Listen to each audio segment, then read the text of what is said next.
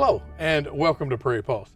Today on the show, our guest is NDSU Professor of History, Prairie Public contributor, and the University Distinguished Professor, Tom Easern. Tom, thanks so much for joining us today. It's my pleasure, John. Thanks. Tom, as we get started, tell the folks a little bit about yourself and your background. Farm boy. Yeah, prairie farm boy. Still have a farm in western Kansas. But since 1992, I've been here in North Dakota and happy to be here. You never give up those farm roots if you've got them. Mm-hmm. But academic life has brought me here, and it's a wonderful home. So tell us a little bit about your career path that landed you on being a history professor. Oh, now we're doing deep history. Way back in the 20th century, I was starting in college at little Bethany College, Lutheran School in Kansas.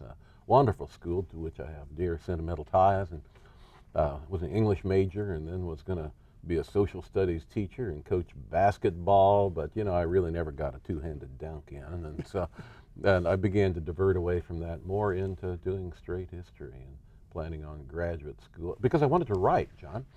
And I found, okay, no offense to my colleagues in English, it's the historians who are doing the writing and the English people were talking about it. Okay. Well, one of the things you're here to talk about today is a new reprinting of Father William Sherman's book, Prairie Mosaic, an Ethnic Atlas of North Dakota. Now, tell us about the book. This is a classic. I think it was Michael Miller, the Germans from Russia Heritage Collection, who suggested this thing should be brought back into print. It was published in 1983. It was the work of Father Bill Sherman, a name that I speak with some reverence. And it's my honor then to have provided a new introduction for this book. Father Bill was a rural sociologist by training. Out of the University of North Dakota. Oh, did I speak that name? I did. Yes, out of the University of North Dakota. But he also, for a time, ran the Newman Center here at NDSU and taught sociology for us at NDSU part-time, while he was also priest of St. Michael's in Grand Forks.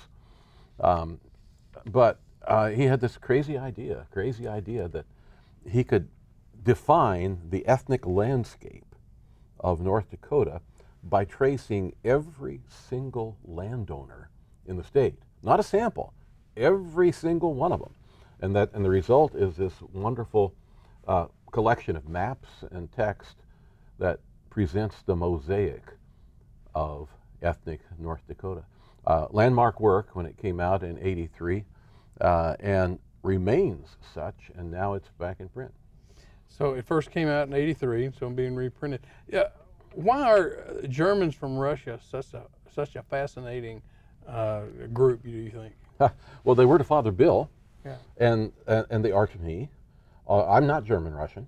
I'm Hanoverian German, Reichsdeutsch. All my people are Hanoverians. I'm a product of severe inbreeding. But the German Russians have this amazing, complex history of migration and diaspora, and of cultural persistence, from Central Europe to Tsarist Russia, sometimes moving around therein, and thence to North Dakota, North America, and other parts of the globe, generally in search of land, but often also propelled by circumstances, many times political or military. Fascinating group, I think, because of their cultural persistence.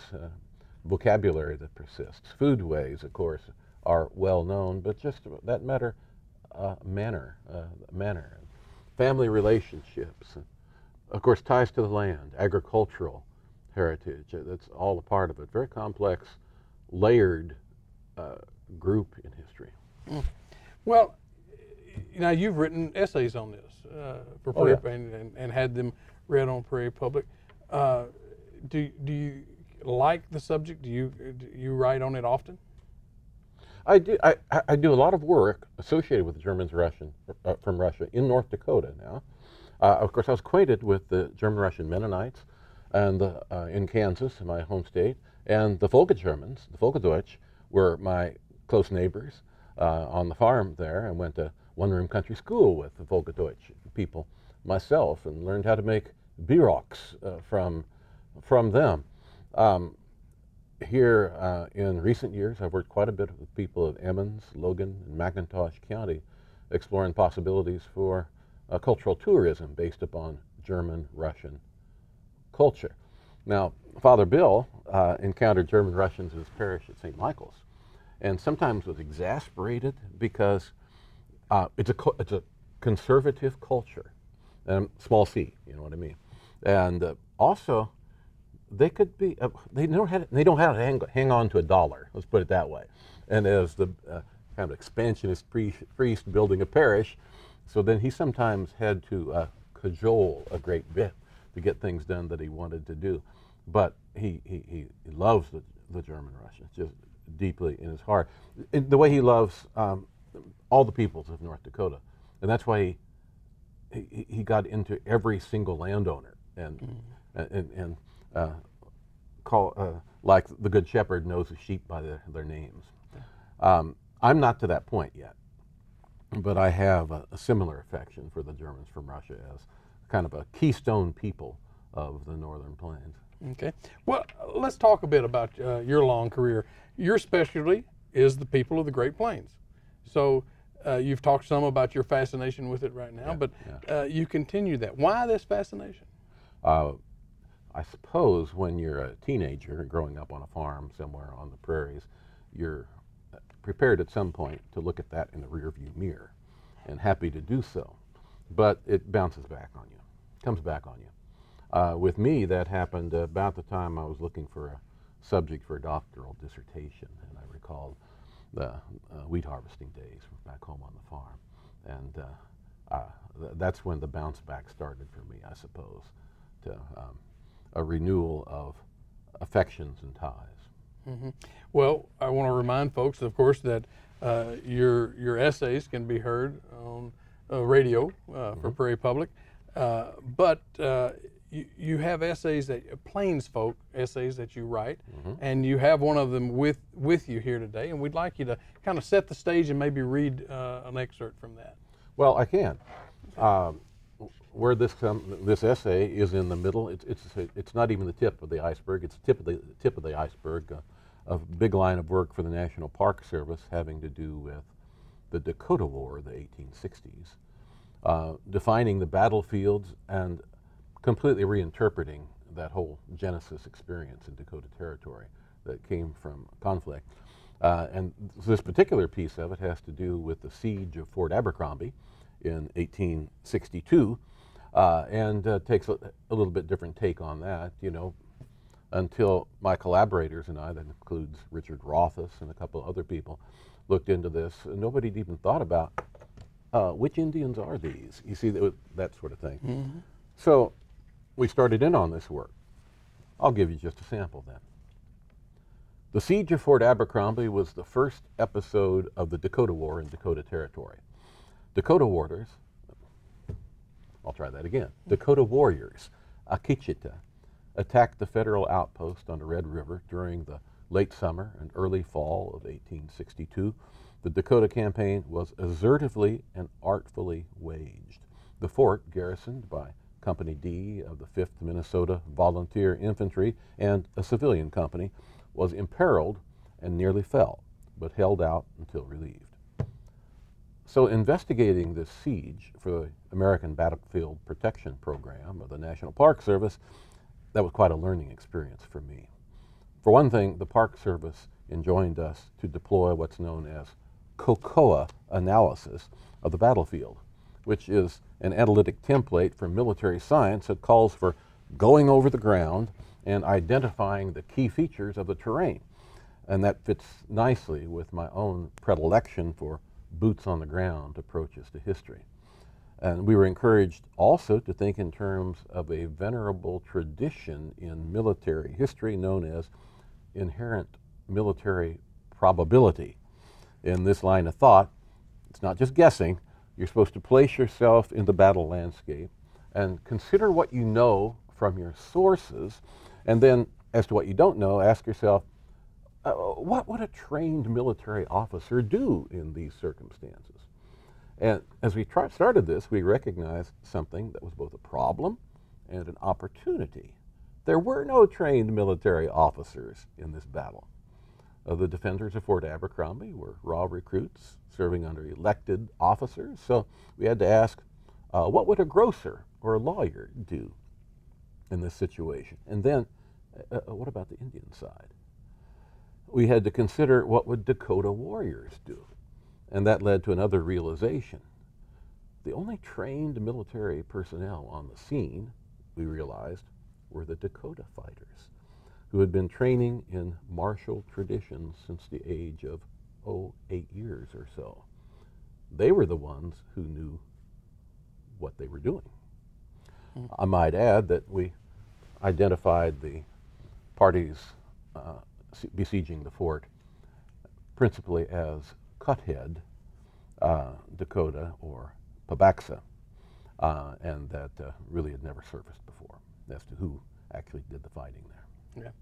Well, Tom, one of the things that when I listen to that and when I hear your essays, you're a history professor, and so many times history professors are sort of dry in their writing. No, but, come on. But you seem to have an knack for your writing skills along with the historic part of the story. How did you develop that over the years? I don't think of it necessarily as writing skill or rhetorical art so much as an honest affection. All right, this deep curiosity that grows from an affection for the people, including, how about those poor suckers trying to defend this post? And then how about the Pabaxa people who were driven to recourse to arms because of their own circumstances? Why did they do that? And I'm a great believer in the historical doctrine of agency, that you want to credit people for being able to size up their situation, make decisions, and then the decisions have consequences, rather than just broad strokes. So people need to work out their own destiny as people in history, I see it, and then that intrinsically becomes interesting, I think. Sure. Well, Tom, again, you've written a number of books, and I'd like to for you to comment on a few of them here. So let's start out with custom combining on the Great Plains. Custom wheat harvesting. Yes. Yeah, we don't do it here in the Red River Valley, but points west in North Dakota, yes, and up and down the Great Plains from Texas to Saskatchewan, the annual migration of not just labor but capital, with which I was acquainted from my youth. I had the opportunity, incidentally, that's a book that sold out of print because the custom cutters all bought it and gave it to kids and grandkids, and had the opportunity, my wife Suzanne and I refreshed that work here for a forthcoming volume at Texas A&M University Press, where they wanted a look particularly at the Canadian custom harvester. Sure. Yeah. And then there's one called Plains Folk, A Commonplace of the Great Plains. Yeah, and it's a companion to another one called Plains Folk, The Romance of the Landscape, those both off University of Oklahoma Press. Those derive from, this Plains Folk piece that I do for Prairie Public here for radio, originated and still exists as a newspaper column, also dating from 1983, unbroken weekly issue since 1983. So quite a 2 volumes of collected pieces from that. Those are mostly about the Southern Plains. Okay. There's another one here, Bull Threshers and Bindle Stiffs, Harvesting and Threshing on the Great American Plains. Yeah, the only book I ever wrote that won anything like a big award on national scale, but didn't sell very well. But it's one that among scholars that they cite from my body of work for significant contribution, whatever the heck that means. But however, try to buy it on the used brook market, and you'll find there's quite a buff market for it.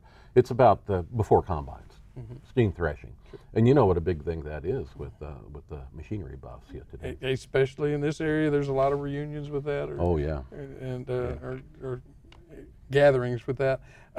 Another book that you wrote called Dakota Circle, Excursions on the True Plains. Yeah, now a lot of that material people have heard here on Prairie Public, and it's mostly focused on the northern plains.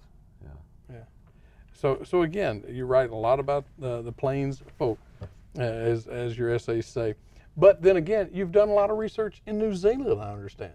Oh, Can yeah. you tell me about that some? Get back there just about every year. Okay. Yeah. See, in 1991, I was privileged to have a Fulbright fellowship and spent the better part of that year in Wellington and in what I consider to be Disneyland for historians, the Turnbull Library, full-time research appointment. Ooh, this is great. And I've been going back and forth ever since. And since, I think, 2002, along with my wife, Suzanne Kelly, who's also, incidentally, editor of North Dakota State University Press, which has brought this book back into print. We have been investigating the history of a particular grassland region of New Zealand known as the Lindis. Again, just a fascinating place with a very layered history. Every year we go back, we do another paper or two. We realized, like last year, that darn, we're getting close to finishing this book-length project that we've worked on, just a little bit every year for so many years, and it'll be a crisis for us, when we finish that, I suppose. Well, now the grasslands of New Zealand and Australia, are they similar to the Dakota grasslands or Well, Plains grasslands? In 1991, John, I was a lot smarter than I am today. And when I recall, I had applications out. I was going to go offshore and do some work in another grassland region, a comparative type thing. And I kind of had things figured out how history went in the temperate grasslands of the world. And went down to New Zealand then, which is where the deal came through, and began investigating a lot of topics. And what I discovered was the questions in these comparable regions tend to be the same.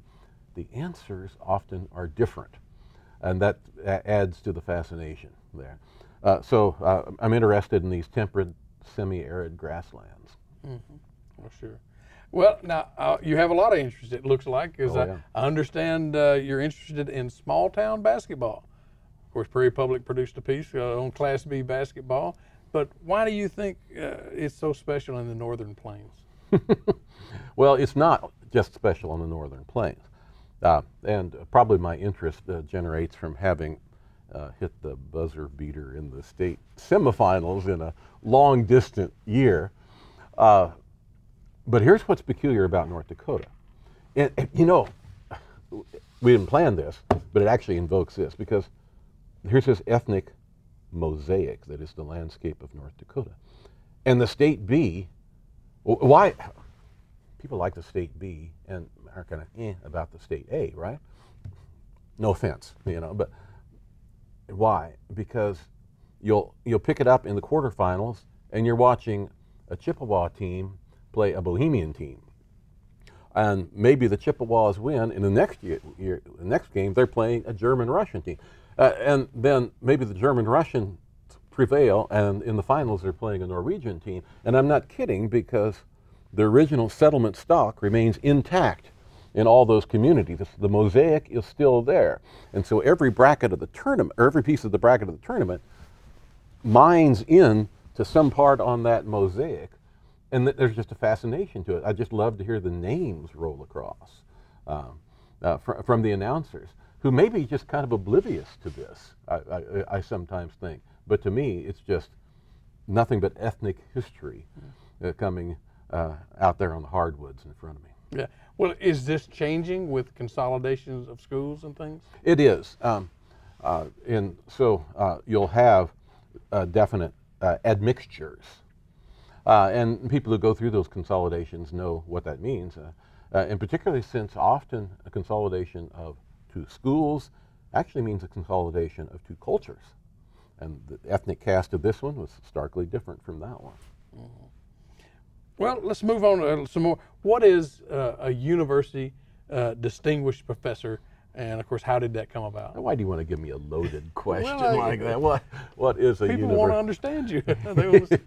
It's a title. Yeah. And it's a title that's common at a lot of places that you might call aspirational research universities across the United States. My native state is Kansas. They have university distinguished professors at Kansas State University. And it's designed to It's an honorific title.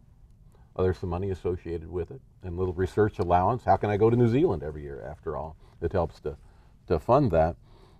It's the university's way of saying that we wish to make examples of, in a good way, make examples of and hold up as models people who exemplify the sort of scholarship to which we aspire. That was pretty a mouthful, wasn't it? Yeah, we like what you're doing, and we wish other people would do this sort of thing too. Would write books, would bring in grants, would represent the university to the public, would teach our students well, all these things. It's a wonderful compliment, and I wear that title with some honor. Okay.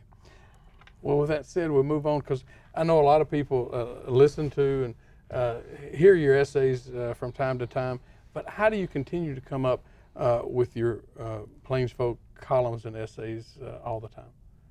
You know, having topics isn't the problem. Okay. Screen time is the problem, which means people who follow me in social media notice a lot of things happen around 5 in the morning. And it's like between 5 and 7 that often then I get things knocked out like this. Like yesterday, you know, 2 columns, 1,000 words before 7 in the morning. A couple things, a couple ready sources there are, though. One is I'm a very active research scholar. There are all kinds of things that are what I would call spin-offs from that. And then the other thing is I travel an awful lot, particularly within the region. So a really common type of column is what I call roadkill. And not literally a dead animal, but stuff that I find alongside the road. Yeah. So it sounds like you have your inspiration early in the morning then. So do you just sit down and type it out on the computer, or do you longhand everything? How do you get your thoughts together? Give yourself a few years, John. You'll know about this early morning thing for old men. That's when you get things done, if you're going to get them done. No, I write on screen, and fairly rapidly today, I find, because often I wake up and I found things kind of worked out in my head during the night. Okay. Here's a question for you. Do people on either coast have any real clue about life in the Great Plains, or the history or such? Or what do you find in your travels? I'm a regionalist, and unabashedly so. I don't necessarily speak for the Great Plains, but I speak about them a great deal. What I try to avoid is the chip on the shoulder attitude, because we could worry a great deal. Oh, you know, people in New York, what do they understand about us? Well, not a damn thing. They probably don't. But then on the other hand, we all are, in our own ways, provincial. And we are here in North Dakota, as they are in New York, as they are in Moscow. All of us are provincial and biased in our own ways. I don't spend a lot of time worrying about whether I'm communicating well with people in Philadelphia. I'm mostly writing and speaking to my own people here on the prairies. Well, with that said, I know you like sharing your thoughts with people, you know, either through Prairie Public or through lectures that you do, and getting out there and meeting people. Have you always had this fascination, and why do you like that? Or did that develop through the years for you? I think from the beginning I did. But then over the years, it magnified. Now, I spent 10 years at Emporia State of Kansas and did a lot of work with the Center for Great Plains Studies. And so this whole outreach proposition, I almost find that term outreach offensive. I'm not reaching out, I'm here. You know, I'm living in the middle of this stuff. But this the idea of the scholarly interaction with the public stems to some degree from that. And then I went to a land-grant university on purpose, because that's a hallmark of that sort of institution. And then finally, in my own field of history, there's developed this whole redefinition of the craft having to do with shared authority. The recognition that the academic historians, yes, I believe I bring peculiar expertise to the topics that I dive into, but I recognize if you're a rancher in West River, North Dakota. I know when the cows calve, but you know a whole lot of other things, much deeper knowledge about your business than I know, and I recognize your expertise. With that said, we are running out of time. But are you working on any new books or projects? New book just going into press. It has to do mainly with the Canadian prairies, but agricultural life on the Canadian prairies, so I'm not falling far from the tree with that. Okay.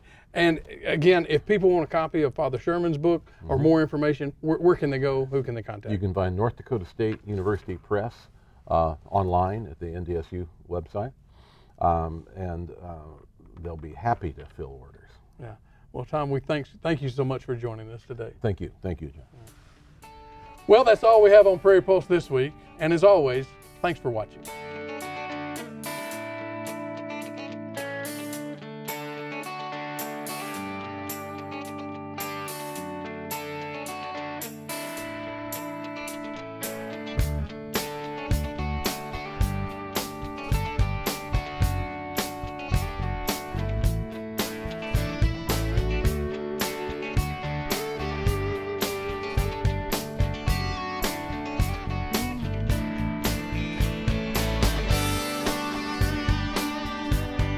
Funding provided by the members of Prairie Public.